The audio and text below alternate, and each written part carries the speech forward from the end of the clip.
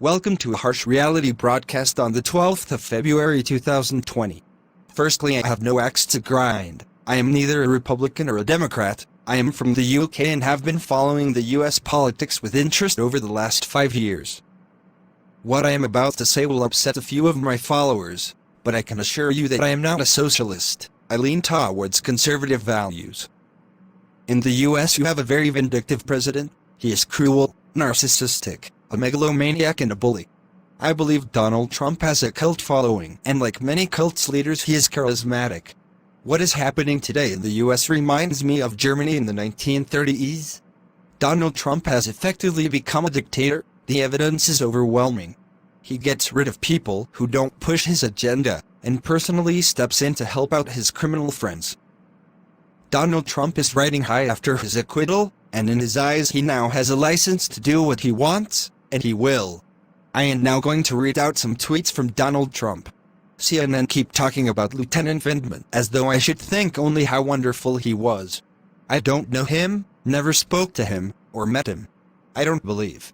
But he was very insubordinate, reported contents of my perfect calls incorrectly and was given a horrendous report by his superior, the man he reported to, who publicly stated that Vindman had problems with judgment, adhering to the chain of command and leaking information.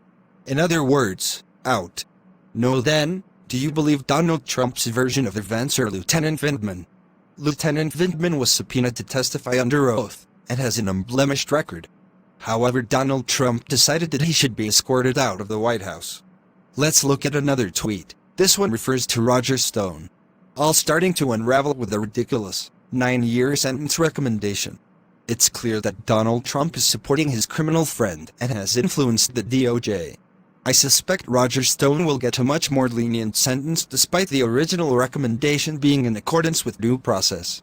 There are many more tweets I can quote that makes it clear that Donald Trump demands loyalty. Those that are with him get rewarded and those that don't get punished. We are at a very low point, and it's clear that the Republicans will now be extremely loyal to Donald Trump. After all, who in their right mind wants to be in the firing line? If the US population wants a dictator and a banana republic, then Donald Trump is the man. Make no mistake, Donald Trump will become more erratic in the future. The judicial system will no longer be fair. Citizens will have to be careful in what they say. If you want dignity and civil behavior, then I would suggest that the Republican senators grow a backbone. We have a man who has become a friend of mine. It's shocking, isn't it? He's a good man. Lindsey Graham. Lindsey. My party is going bat crazy. And I don't think he has the temperament or judgment to be commander-in-chief. You know how you make America great again?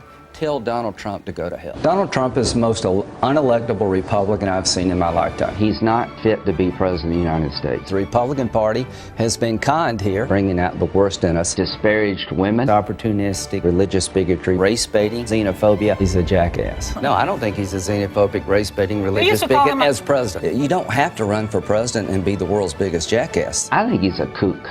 I think he's crazy. You know what concerns me about the American press is this endless attempt to label the guy as some kind of kook, not fit to be president. I don't believe he's a Republican. His policies are really bad for the country. I'm going to try to help our president, Donald Trump, be as successful as possible because, number one, I agree with him mostly. I like the president.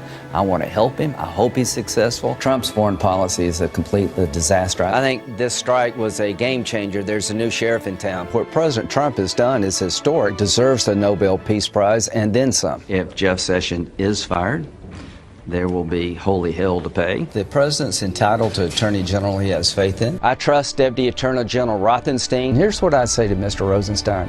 If you don't believe that the Department of Justice was off the rails, you're clearly not looking at the same Department of Justice I'm looking at. I've just about had it with the Rosenstein approach here. Can you tell me what happened in that meeting, in your own words? No, I want to make sure that I can keep talking to the president. And somebody's got to explain this to Trump, so I guess that'll be my job. If you don't like me working with President Trump to make the world a better place, I don't give a